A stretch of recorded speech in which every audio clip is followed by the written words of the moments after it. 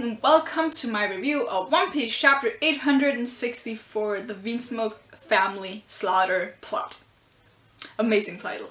Let's stay on the topic of the Vinsmoke to start with, because I think that was probably my favorite part of this chapter, having Judge just cry and saying that he worked really hard to restore the Germa 66 Empire, and how he wants the North Blue to pay for all that shit, and him to just crying because now he's about to die, and then his sons just not feeling it, just being like, ah well, they completely got us, I guess we're about to die, and then Jireiju just being like, yeah.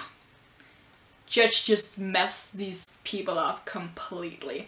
Cause I just really like that family dynamic. Like, it's a horrible family dynamic, but I really like the way that it's used, because Judge obviously has feelings. He cries, he has desires to take back North Blue, he gets sad when plans don't work out, he gets happy when plans do work out, he feels betrayed when Big Mom turns on him, and he is frustrated about everything that's happening. Like, he feels emotions, whereas his sons, who are his greatest assets, and also his children, who he supposedly loves, I guess, they just don't care, and they find him shameful, and they don't like the way that he acts because he's showing weakness, I presume. And then there's his daughter, who's just silently sat there judging them all, because when it comes down to him, this is all his own fault. He could have given his children's emotions, he could have cared more for Sanji, he could just in general have been a better father, or just like been a father, because he's definitely not done that. He's definitely just thought of his children as soldiers who shared his blood, I guess, which in the end is also an asset to him, to have great soldiers who you can use to tie strong bonds with, because they are your family, aka what happened with Sanji. So I like how everything that Judge has done up until this point turns on him, because this is all his fault. And he doesn't really seem to understand that this is all his fault. He's just very frustrated that things aren't going his way and he's about to die. And yeah, I love that entire scene for everything that it was, because it just showed how messed up that family is. Especially when you have Sanji, who's still desperately trying to save them. Because Sanji's just way too kind. It just tugs at my heartstrings. I don't even, wow. But yeah, I really like the concept of Judge, because he is his own downfall. The things he's done, the things that he thought would make him win were his downfall. I really like the concept of that. And the concept of them, like, they're literally stuck in their seats because their bodies are covered in hardened candy. So they're just like stuck in time and stuck forever with the guns up their heads, and they can't do anything but just wait for death. I think that's super great. I think everything about that is super poetic. And how he just, like, you have his tears streaming down his face, and I'm expecting for the mask to fall soon. His, like, iron mask thing, and I don't know, reveal the curly eyebrows? I don't even know. But yeah, I'm expecting, I'm expecting something to go down next chapter. That's probably him realizing all the mistakes that he made, and I don't exactly expect a redemption for him, but I expect that he at very least realizes that he did something wrong and maybe tries to apologize. And I really don't want Sanji to forgive him. I want Sanji to be like, I can't forgive you, but I'm gonna save you because you're my family or something. I don't know. I really don't want Sanji to admit that they are family, but I want him to say something, like, I'm gonna save you because I'm a good person, but I definitely won't forgive you.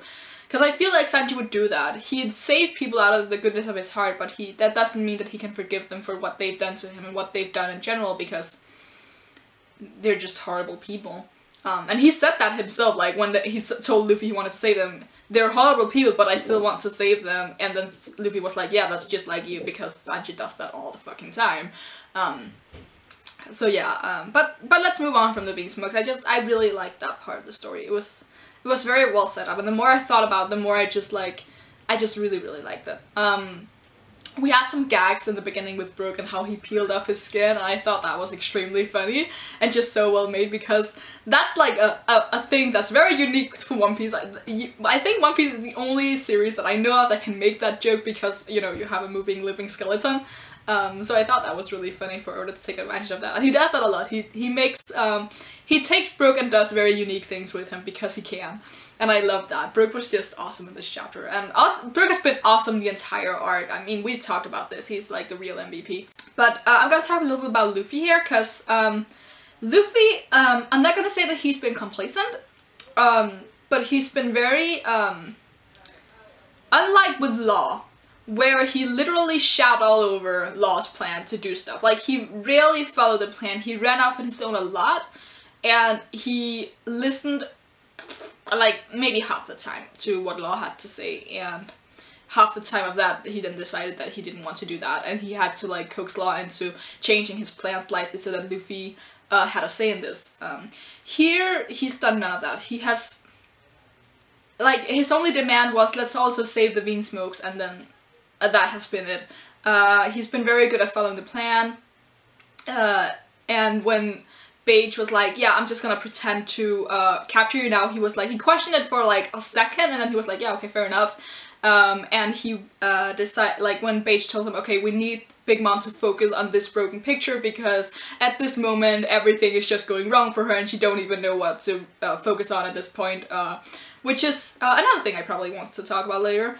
I just really love how Luffy's just like, yeah, and it's still very Luffy-ish, because he's just like, yeah, I'm just gonna take this picture and get the plan back on track and just like show it to Big Mom. But it's very nice to see Luffy understanding that at this point in time it's very essential that they have a plan, that they follow it, because it's very important that they are all in sync in what they do here. And if he was to go off before the plan was ruined by someone else, it would spell disaster, because they are up against a Yonko, and it almost went wrong against Dofi. And again, this is a Yonko, a completely different level. Which is, again, I've said this before, this is definitely why I think Luffy has been so, not quiet, but very tactful and resourceful in this. I talked about it, I think I talked about it for like a solid 20 minutes after the Cracker fight, how it really shows in this arc that Luffy just really isn't as stupid as some people say that he is. Again, go to my Luffy analysis video, because I talked like for 30 minutes about it there, and I think I hit a lot of good points now looking at the last 3 chapters we've had. So yeah, I just really like Luffy in this arc, because this is what I've been wanting for a long time, and I expect that we have now this arc where Page is the one who laid out the plan, and I really hope that when we go into the next arc, Luffy will be one of the people who plan what's going to go down, so that we see that he doesn't only know that he needs to follow a plan and that he can see that a plan is important, but he also knows how to form a plan that'll work. Because when we get to the Wano arc, like 90% of their allies there are people that Luffy know. He knows their abilities and their strengths and weaknesses, so he'll know how to use them properly. He'll have his entire crew there, and he knows them in and out. He knows them probably better than they know themselves. Like, I think from this arc especially, it's easy to see that Luffy knows Sanji better than Sanji knows himself, definitely. And I think that's the truth for a lot of the characters, or a lot of the people on his crew, that he knows what they'll do even before they do themselves. And he knows what ticks them off, and he knows just what buttons to push when he needs them to be in a certain type of mood, like what motivates them, what'll make them listen to him and stuff like that.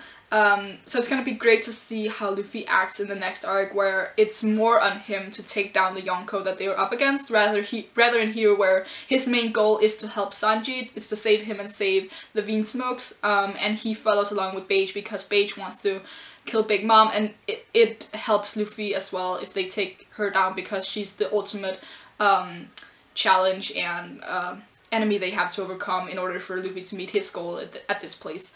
So yeah, I really like that. I screamed a lot in this chapter, I feel like. Last thing I want to talk about, no, not last thing, I'm gonna talk about Big Mom first. Cause last chapter we had Big Mom just being completely outraged at fucking everything, especially at Jinbei. And in this chapter, she's just so overwhelmed with everything that she doesn't even know what to focus on. Like, you have the little spiral eye thing, and she's just like in complete shock, which goes back to her very childlike nature, because children have like the very how do you say it? They tend to focus on just one thing, and they have like short attention spans where, again, they just focus on one thing, and then when they see something more interesting, they then focus on that and then completely forgets what they were doing 10 seconds before. And I think Big Mom here, because there's so many things that are just going wrong for her, like the wedding cake that she's been looking forward to for like forever is ruined. It's like spilled on the ground and probably covered in blood. The picture of Mother Carmel is broken. Jinbei not only refused her in the sassiest way possible, but also did not get his lifespan taken away because he was literally not scared of her, and then told her to her face, "You're not gonna be the Pirate King Luffy is, and that's why I'm gonna follow him." And everything is just going to shit here.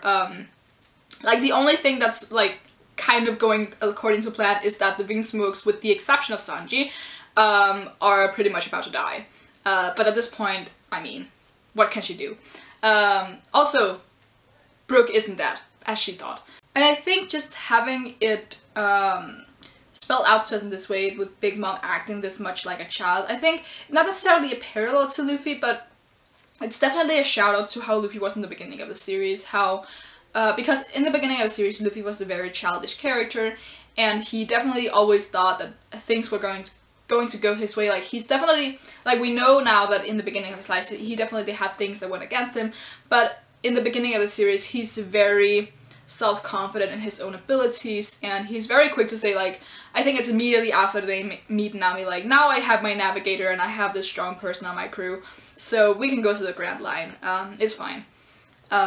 Which obviously at that point, like, if just the three of them had gone, they would definitely have died. Like, no doubt in my mind, they would have died quickly. Because let's all be real, like, they didn't even have a ship at that point. But yeah, I think it's a shout out to Luffy that it's great that he kind of grew up, and while he still has childish tendencies, he's definitely not as childish as he was, and he's definitely grown up, and he knows how to, like, deal with things not always going his way. Whereas Big Mom is just not there. Like, she probably hasn't had the same kind of struggles that Luffy has had in his life, and she's probably been used to being the strongest, especially because she's been the strongest for so long. And she seems to be one of the Yonko who keeps to herself the most. Like, she has her territory, and she seems to stay mostly just in Whole Cake Island and not go out too much, whereas we know Kaido just roams around, we know Shanks just roams around, and Blackbeard is probably out doing whatever as well. Like, I think literally every other time we've seen the other Yonko, they've been traveling to some extent, while we've only seen Big Mom in Whole Cake Island. Even before this arc, she's always just been at Whole Cake Island. So she probably doesn't get out much. And that's probably gonna be, like, again, her downfall, that she's never grown out of anything. She's just stayed like a child. Like, even though she's probably smart, and she was ultimately the one who made the plan of let's kill the Vinsmoke and stuff like that, like, no doubt she's probably a smart character, but she's also very childish, and if anything goes wrong, she'll just throw a fit. So yeah, I think with the characterization we got of Big Mom here, it's probably a good thing she was the first Yonko, because I think Kaido is probably another character who will have childlike tendencies, but in a very different way from Big Mom. Like, Big Mom seems to be like the 10-year-old, 8-year-old child, where I think Kaido is probably gonna be like an unruly, rebellious teenager. And then you have Shanks, like the old uncle who does things, and then you have Blackbeard, who I don't even know what to do with. But I think they're all like a dysfunctional family. But yeah, it's just, I really love, I think I've said this before, like, Big Mom is definitely, like, I love her character a lot, and I think, what we know of now, I think Big Mom might be my favorite Yonko. Like, don't get me wrong, I love Shanks to death, but because at this point we've had a lot more exposition of Big Mom than we've had of Shanks, I'm just gonna put her above him for now. Because I really think that she's really great, like having such a childlike personality, be on top of the world, and just she has so much power as well. Because the thing is, if she's this childlike and she's still able to stand on top of the world and people are scared shitless of her, she must have an insane amount of power, like not just tactical and she knows how to use it type of power like that, but just like actually innate, complete destructive power that's just so raw and great and destructive. So yeah, that's I just like Big Mom a lot. Last point I want to talk about is probably not gonna be too long, hopefully. Katakuri. The moment that Beige was like, he has had a vision that's so horrible that he can't even move, like he won't even act against us because whatever he saw in the future is so horrible. I was like kind of blown away, because what could he have seen that made him actually just stop doing anything? Because we have Big Mom paralyzed because of shock, and now we have Katakuri who's seen something in the near future that'll just, whoa, blow everything away.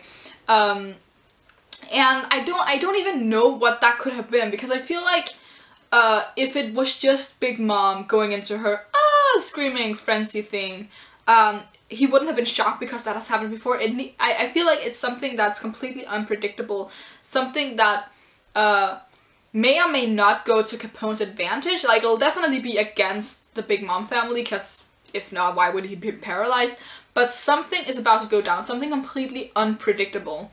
But also against something that's caused by some people there, because I have a feeling that he wouldn't be able to see if a meteor was about to strike, because how could you use Haki for that? I guess, maybe, I don't know. But yeah, I think that's something very unpredictable is about to go down, because if it was something that was, something like, yeah, Big Mom screaming and everyone being paralyzed, that wouldn't be that big of a shock because it's happened before and the picture of Mother Carmel has been broken, so they're all kind of expecting that to happen. And it also can't be, I feel like, Capone just like winning, or if that makes any sense, because I feel like that's too far in the future, maybe. I feel like it's definitely gonna, whatever's gonna go down is gonna come to a surprise to both the Big Mom family, the guests who are there, the Vinsmokes, and our characters.